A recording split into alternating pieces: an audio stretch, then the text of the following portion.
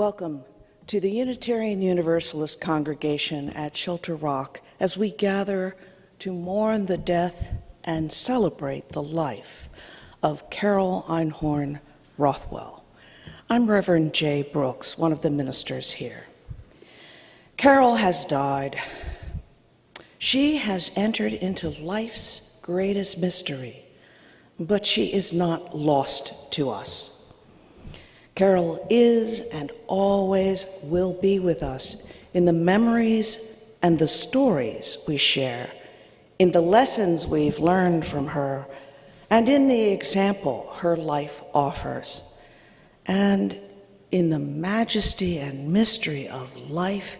May we feel her presence today. This memorial service will hold us as we share some fond memories of Carol. We are together, each bringing a part of Carol's personality and life in the stories that we share with one another, a bit like pieces of a jigsaw puzzle, so that in the end, the picture that we share is a more complete picture than each of us started with. We'll hear some of the stories during this service and others afterwards as we share food and memories in the art gallery, which is just through those doors there. Welcome to all of you, family members and friends, and through the technological miracle of live stream, a special welcome to the family and friends who are far away but still present here today. Carol loved her daughters dearly, and all are here today. Carrie, Robin, and Dale, along with her sister Marion, and Carol's children and some of the great-grandchildren. Carol's grandchildren and some of the great-grandchildren. Beloveds of Carol, who was the matriarch of your family, everyone in this gathering holds you in love and wishes you healing and comfort. It is a tradition in Unitarian Universalism to begin our services and rituals with the lighting of a chalice.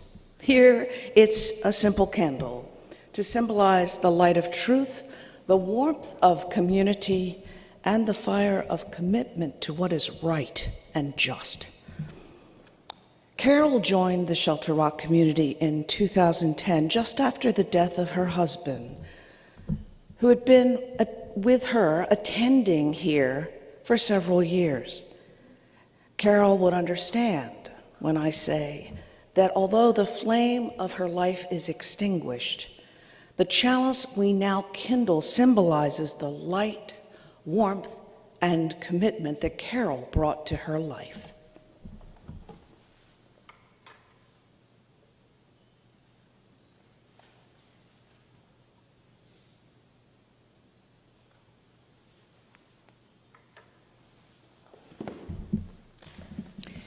In today's service of memory and love, the readings and songs have been chosen by Carol's daughters.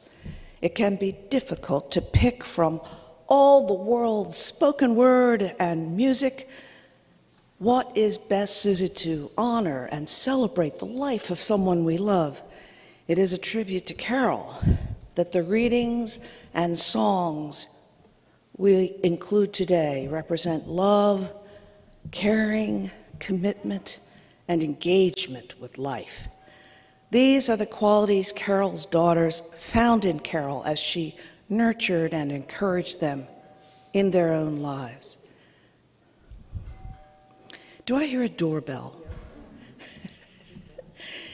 Well, let the guest in, whoever it is. And now, Carrie Rothbell Baker will read one of these symbols of her mother's life, a poem by Linda Ellis entitled The Dash. Carrie.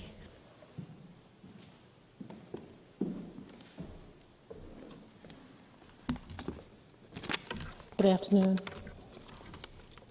The Dash by Linda Ellis. I read of a man who stood to speak at the funeral of a friend. He referred to the dates on the tombstone from the beginning to the end.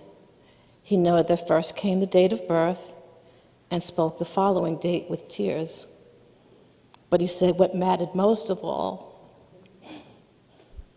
was the dash between the years.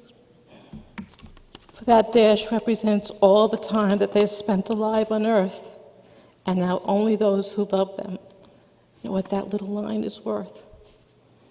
For it matters not how much we own, the cars, the house, the cash. What matters is how we live and love and how we spend that dash. So think about this long and hard. Are there things you'd like to change? For you never know how much time is left that can still be rearranged. If we could just slow down enough to consider what's true and real, and always try to understand the way other people feel, and be less quick to anger and show appreciation more and love the people in our lives like we've never loved before.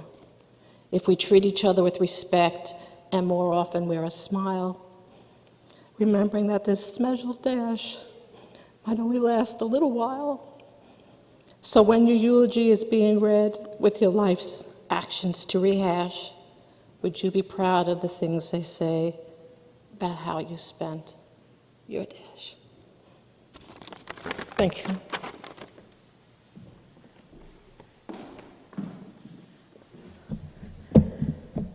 Thank you, Carrie.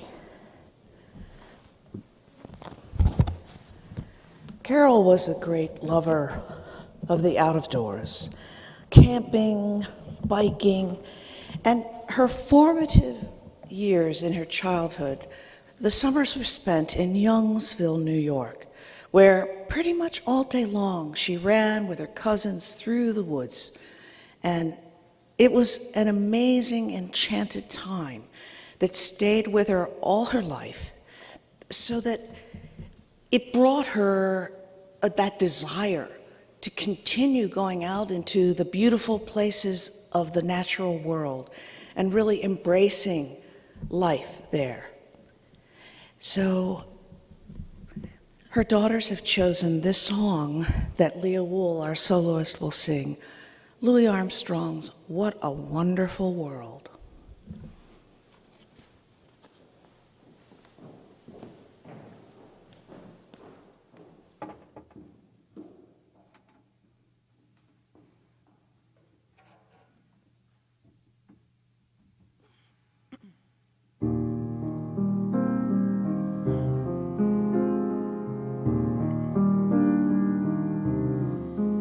I see trees of green, red roses too. I see them bloom for me and you, and I think to myself, what a wonderful world.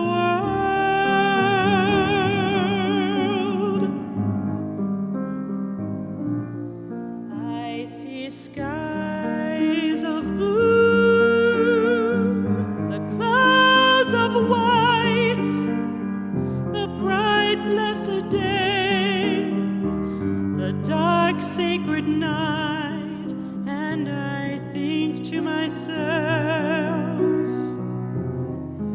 what a wonderful world.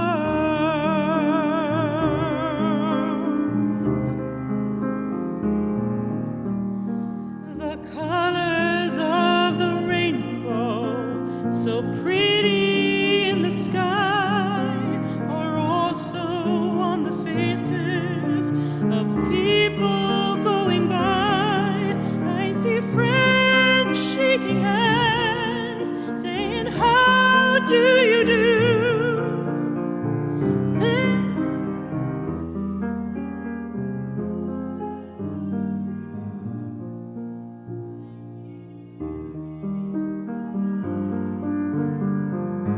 I watch them grow. They'll learn much more than I'll never know, and I'll think to myself,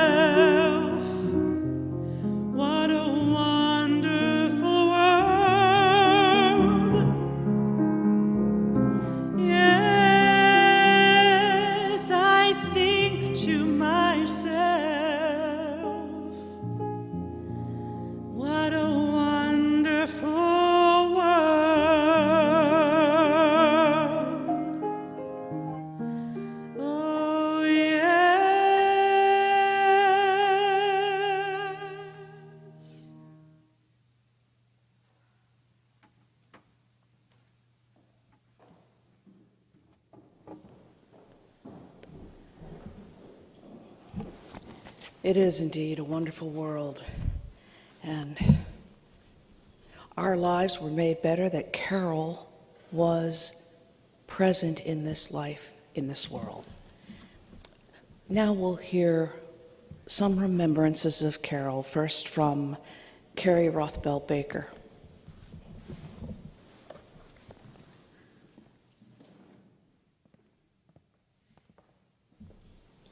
Hi, I'm Carrie, Carol's third. On behalf of my sisters Robin and Dale, I welcome you and thank you for sharing in my mom's remembrance. And I want to send a special shout out to my daughter Sarah in California, who couldn't be with us today. Hi, Sarah. When I first looked up the church online, because I had no clue of what a Unitarian church was, the first thing that struck me were words taken from a service of October 2nd, 2022 by the Reverend Dr. Natalie Fenimore. It was courage. Courage is the ability to do something that frightened you. It is not actually having no fear at all. This was my mother. 1 week short of her 19th birthday when she got married, she considered herself shy. She was younger than most of her parents where we grew up in Whitestone. She considered herself different. She said it wasn't until she met Girl Scout leaders and her fellow kindergarten teachers that she found her courage, women who were like her, silly, funny, not afraid to dress up during Halloween, bright, intelligent women who loved kids and loved doing public service, not afraid to talk in front of people. With these women, my mother found her voice. I remember seeing her cry once when I was around 4 years old, and we were at home watching a sad movie on TV while she folded laundry. I learned then that there were different ways to cry, understanding at that young age that a movie had stirred the emotion to cry, not actually being hurt or sad. Intense learning experience for a 4-year-old. Carrots and celery.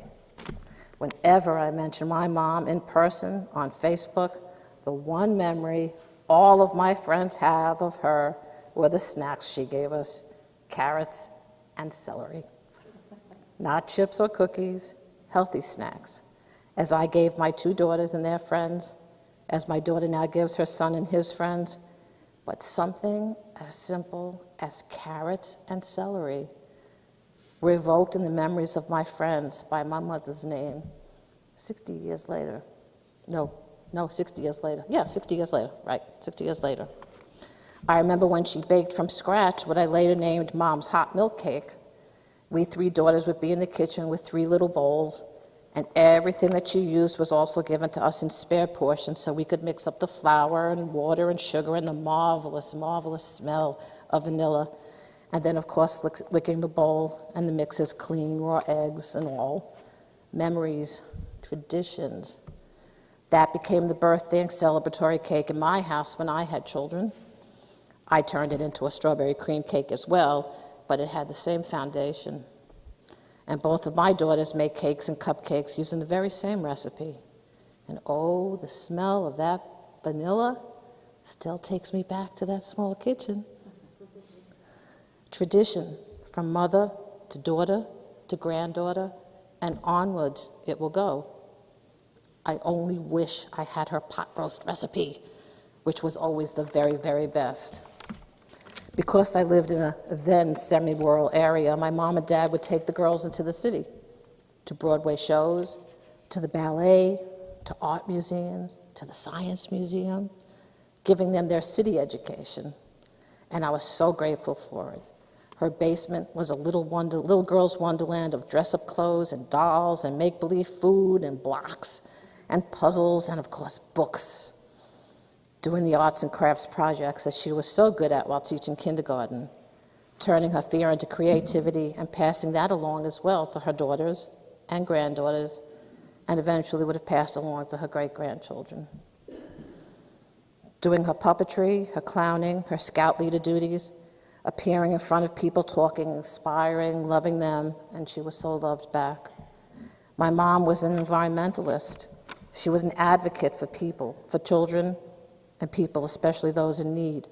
She was the medical advocate who went with us to all the doctors and always knew the right questions to ask. Even up to the end, she was my inspiration as my mother, my inspiration when I became a mother, my inspiration when I became a grandmother, my inspiration as a strong woman.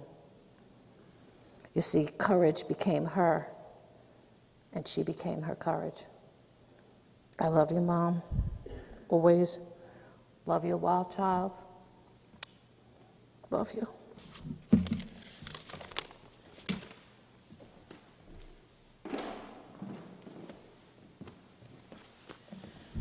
Thank you, Carrie, for those wonderful memories of your mother.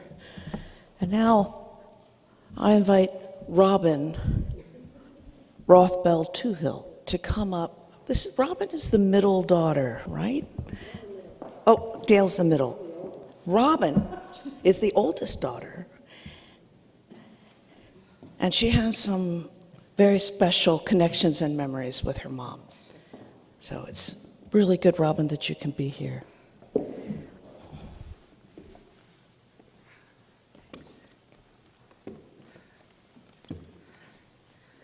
Hey,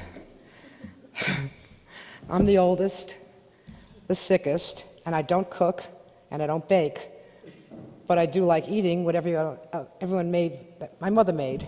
That I miss. I remember a few things about my mother. I mean, Carrie had hit it right nail on the head when she said about when we were sick or had to go to a doctor when something was wrong with us, and I had a lot wrong. And knowing she sat beside me and took notes and would ask a question or, poke me if she thought you said something that wasn't right, helped me get through all the stuff I've been through. And I kind of miss it now because I've been through a lot of stuff since she's not here. But I know she's watching, and she's feeling, and she's thinking about me.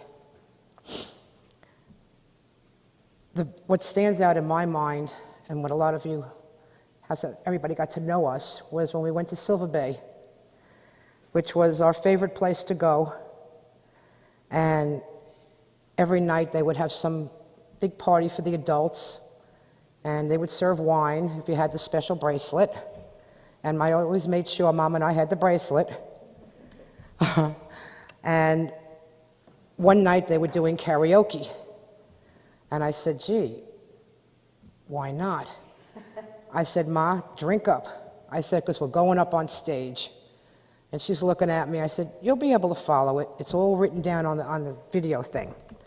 So we decided we were going to do Sonny and Cher, I Got You, Babe, because I knew the words. And I had the long hair, and Mom had the short hair so she could be Sonny. She wasn't happy, but she did take another sip, and up we went. And to tell you the truth, she really did good, considering she kind of didn't know what was going on up there. But we got a standing ovation. And from that point on, everyone knew who we were. That's one of my fondest memories, and someone here, when they sent the sympathy card, reminded me of it again, and it just made me laugh, even though I feel my heart is broken. It just made me laugh, and I just want to thank everybody for being here. I'm not a big speaker, even though I work in a high school with 4,000 kids. I'm not a big speaker. And I appreciate you showing your love for my mother, and I know she's up there smiling somewheres at us. Thank you again. Hello to everybody. Hi, Sarah.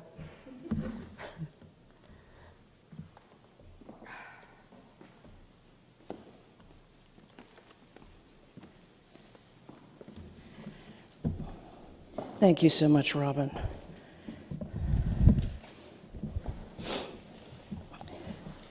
Robin has described a number of things that her mother did that actually required quite a bit of courage, like karaoke.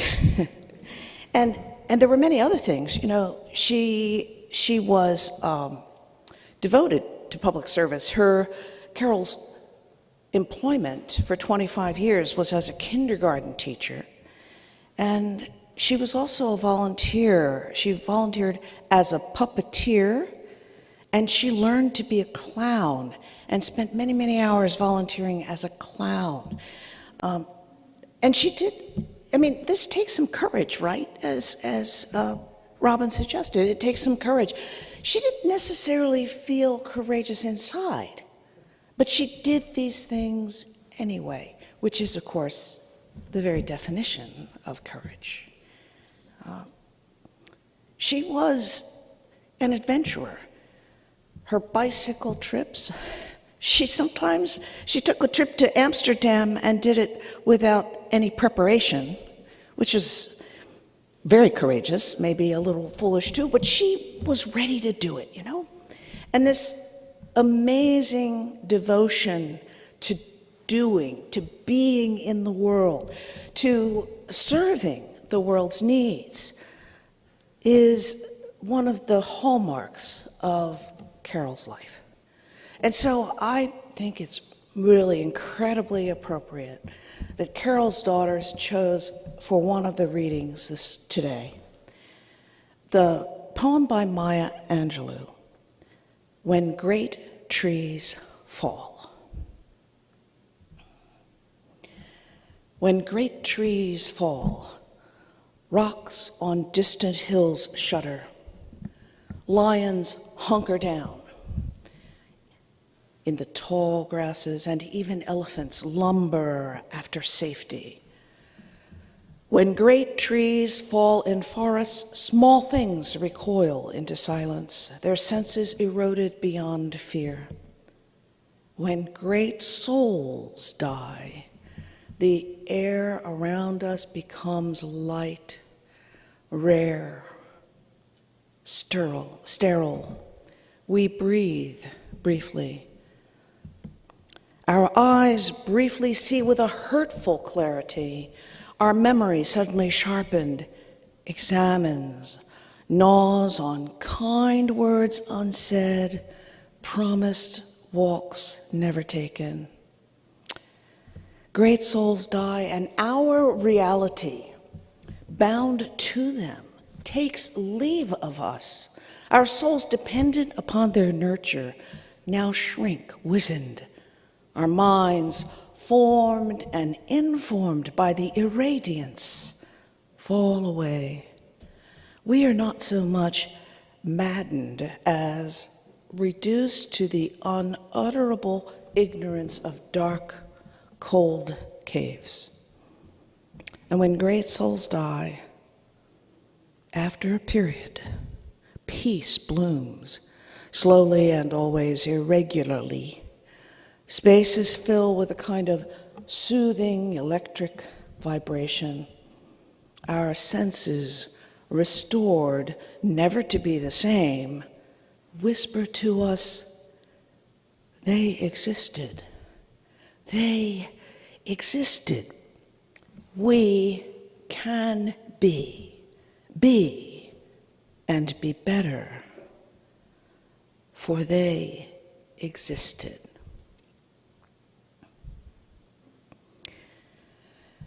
To honor Carol's public service and her vision of not just a better world, but a world that she could help make better, her daughters have chosen this song, If I Had a Hammer, for Leah to sing.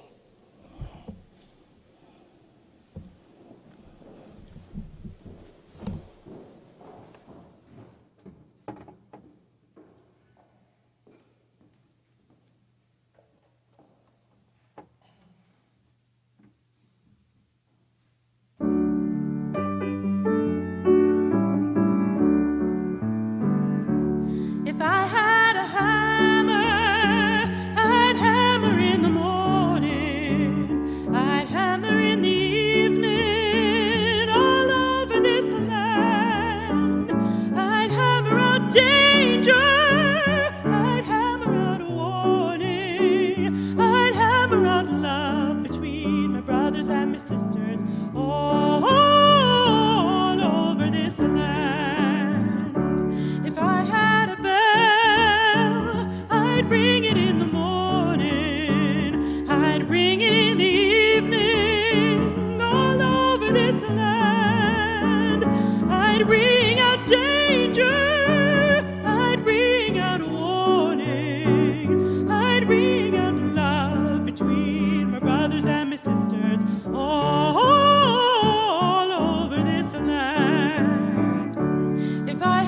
song, I'd sing it in the morning, I'd sing it in the evening, all over this land. I'd sing out danger, I'd sing out warning, I'd sing out love between my brothers and my sisters, all over this land.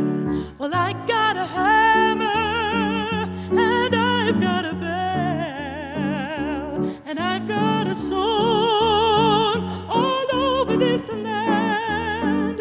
It's the hammer of justice, it's the bell of freedom, it's the song about love between my brothers and my sisters, all over this land.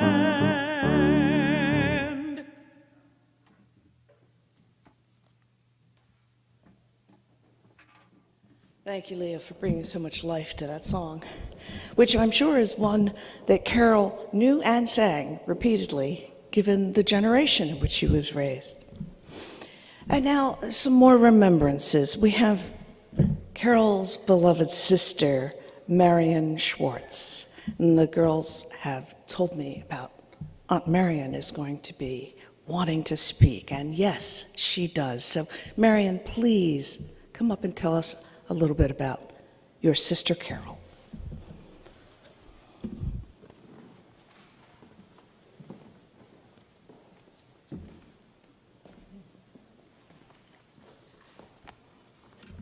Hi. Thank you for coming to help us celebrate. I was very fortunate to have Carol as a sister. She was born 6 years before I was, so our relationship changed over the years. When we were younger, we shared a bedroom with a very tall chifforobe between the two beds. The dresser had a ledge that went all around the dresser. And Carol had this wonderful imagination. According to my big sister, we had to keep from being, I'm sorry, I left my glasses home. According to my big sister, we had to cling to the dresser and walk on the ledge to get from one bed to the other to keep from being eaten by the crocodiles that lived in the water surrounding our beds. Carol taught me how to make little dishes for my dolls out of clay. Of course, hers were always much better than mine, and I was always so impressed with her skills. On Saturdays, we went by ourselves to Pratt Institute to take art classes. And Carol loved to go to the museum and sketch the beautiful costumes. When I was a little older, she took me to Porgy and Bess. We spent our summers in Youngsville in upstate New York, and Carol enjoyed climbing trees and exploring the brook behind my aunt's house.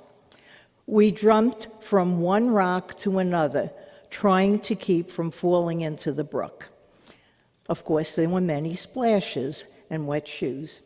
When I was, some mornings, Carol would wait for our cousins to drive by in the pickup truck with the large cans of milk that had to be brought from the farm to the creamery. She was allowed to sit on the side ledge in the back of the pickup truck and go with our cousins, and I was always so disappointed that I wasn't allowed to go with them. Carol was older, so she could do lots of things that I wasn't allowed to do yet. Carol got married when I was 12 and a half years old, and she was going to Brooklyn College at the time and was very busy. 2 years later, Robin was born, and occasionally I babysat. For many years, I didn't see much of Carol because we were both busy, and we didn't live very near each other.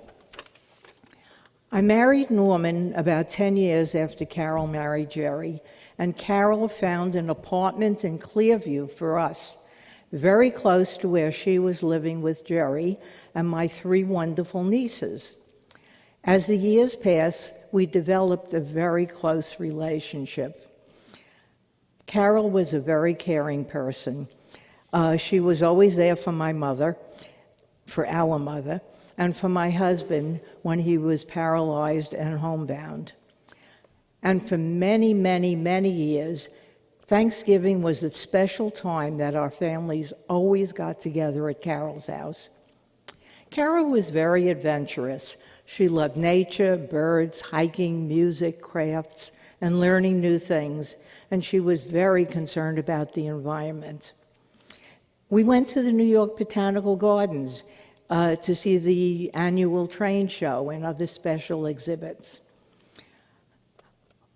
When I stayed over her house in the winter, we would walk along the water at Fort Totten Park in the morning, then take the bus and wander around Bryant Park, come home, and then go out to dinner. Carol never got tired and was always open to doing and enjoying things. During the pandemic, we spent more time on the phone. She missed going out and doing all the things that she loved so much. And we would often call each other to remind each other of special shows on PBS that one of us was watching to make sure that the other wouldn't miss it, because we knew how much each of us enjoyed certain things. And my life was truly enriched by having Carol as my dear, dear sister and dear friend. And thank you.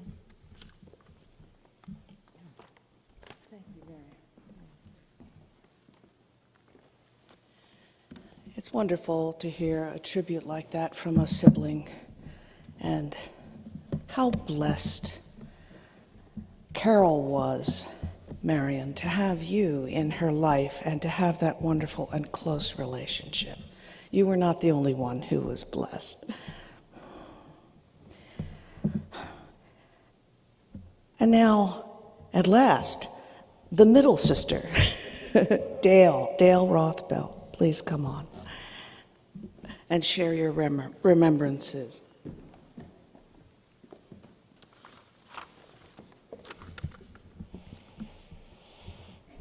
My name is Dale Rothbell. I'm Carol's daughter number 2 and the one that lives in Connecticut. There are so many things I can say about my mother. First, she was a great woman who lived her life the way she knew best and helped a lot of people along the way. She had a quiet sense of humor that came up to the surface at times with kookiness. I remember one Halloween, she dressed up as a witch, and when kids knocked on our door, she scared the shabeep out of them by using her witch voice, well practiced as a kindergarten teacher. Did you understand that shit was beeped out? Okay. And she showed her strength when Dad died after 60 years of marriage, and she had to start all over again, having never lived alone. It took a while to get on her feet, but she did. And there was a constant throughout my life that I, as a daughter, could always count on her love for me, and I'll miss that more than anything. Again, there are so many things I can say about my mother, but for my story, I wanted to home in on one of the special things between Mom and I, and that is my birthday. Birthdays were always very special in my family. When we were young, she would plan such interesting parties.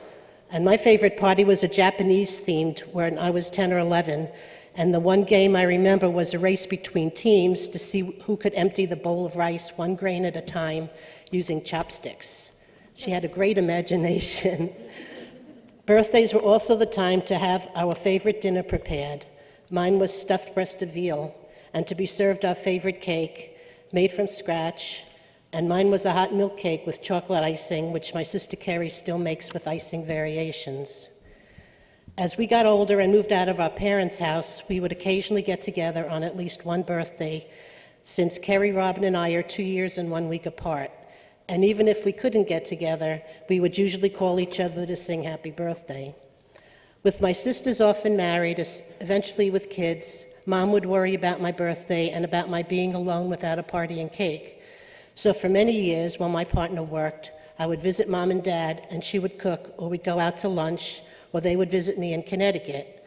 Mom would bake a cake or buy a cake, and they'd sing happy birthday to me. Mom and I really celebrated some special birthdays. For my 50th birthday, she eased me into maturity and took me to the fun-filled Disney World, where I used my senior discount for the first time. For my 60th birthday, we explored Israel together, since going to Israel was on both of our bucket lists. This year, today, October 15th, was the only free Saturday on the UU events calendar in October. Today is also my 70th birthday. I was born on October 15th, 1952 at 12:04 p.m., so today is either the last birthday Mom and I will celebrate together, or it's the first one without her. But having a celebration of Mom this year for all she's accomplished in her life is what it actually is. Thanks for everything, Mother.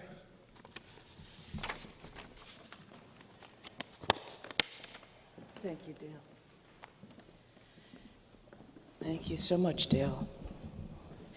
You know, just in the stories and remembrances that we've heard from Carol's daughters and her sister, you are surely, if you weren't already aware, noticing the incredible love and loyalty that Carol has inspired. And you know, when people live with love at the center of their being, they inspire love in others. They inspire long, loyal, and lasting relationships.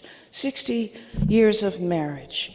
And I want to say the family is particularly grateful, the sisters mentioned this to me, for the loyal and heartfelt caregiving by Veronica McNeil, who was their mother's caregiver for the last 3 years of Carol's life.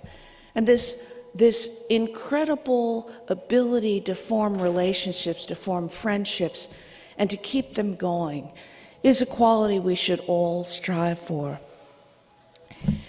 And I'm sure that some of you here also have a brief story that you could share, perhaps, with the rest of us. And once we go into the art gallery, everyone can mingle and share more stories. But perhaps there are one or two people here who'd like to say something that everyone will hear, including the folks who are at home. Oh, and I should, speaking of the folks who are at home, one of Carol's good friends, Patricia Houghton-Rones, a member here, is not on site today, but she is watching the live stream of this, so she's gathered with us. And Pat and Carol called each other every couple of days during the lockdown from the pandemic, and they checked in on each other. And the friendship that they had before the pandemic matured and deepened into a really solid, special friendship during the time of this mutual companioning through the pandemic. So, Pat, I'm glad that you could at least participate via live stream.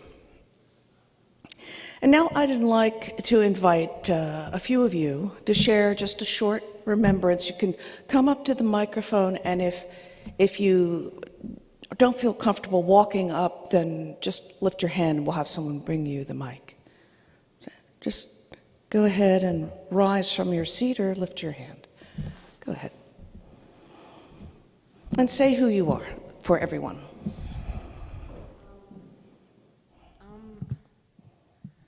I'm Eileen. I am Carol's niece, Marion's daughter. And when, it's not working? Can you hear me now? Okay.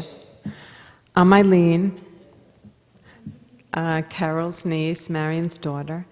And when my grandmother was ill and we closed down the house, my husband Mark and I went down with Carol and Jerry to close up the apartment.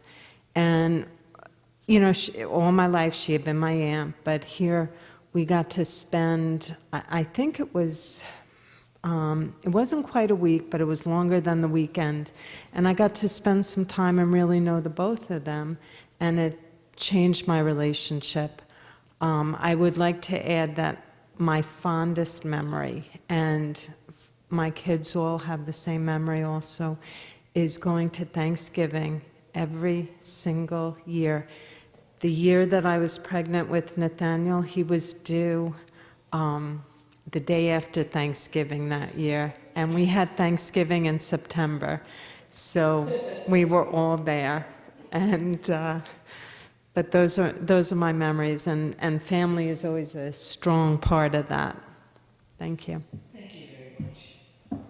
Is there anyone else who'd like to contribute a remembrance? And this is not a performance, so don't feel you have to stand up. There's plenty of time to talk to one another after the service. But if there's someone who feels comfortable sharing something, please do.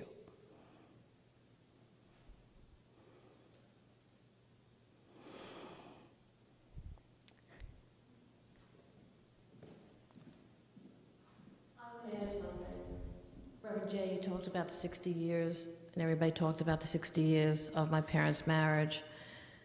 I've been married for 42 years, my sister for 41 years,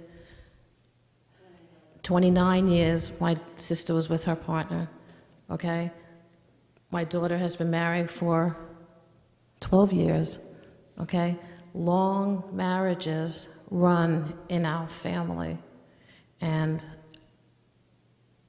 I don't think a lot of people in today's times can actually say that, all right? So things that we learn from our grandparents to our parents and all the way down help contribute to that feeling of working things out when things go wrong and staying together because it's worth it, okay? Because there are times when things go wrong, all right?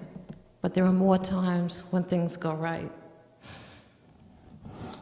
And Thank you, Carrie. sometimes we even get special things if we wait long enough, okay? And I got my grandson, Matson, okay, who was the special gift to me in my life, okay? So, and Lila is Samantha and Robin's special gift. And now my mother, who never thought she was going to have great-grandchildren, had a boy and a girl. Oh, two girls and a boy. So she was blessed before she left us that she actually had great-grandchildren. And I lost my train of thought. I'm sorry. Well, Silence reminds me Carrie, of college. Carrie, you're just pointing out, and thank you very much for Thank you, sorry. the way that love extends through generations. And let's be grateful for the love we have in our lives, and let's honor and celebrate Carol's life for the love that she brought into the world. The daughters chose this little poem by Helen Lowry Marshall, Afterglow. And we might imagine this is Carol's voice speaking. I'd like the memory of me to be a happy one. I'd like to leave an afterglow of smiles when life is done. I'd like to leave an echo whispering softly down the ways of happy times and laughing times and bright and sunny days. I'd like the tears of those who grieve to dry before the sun of happy memories that I leave when life is done.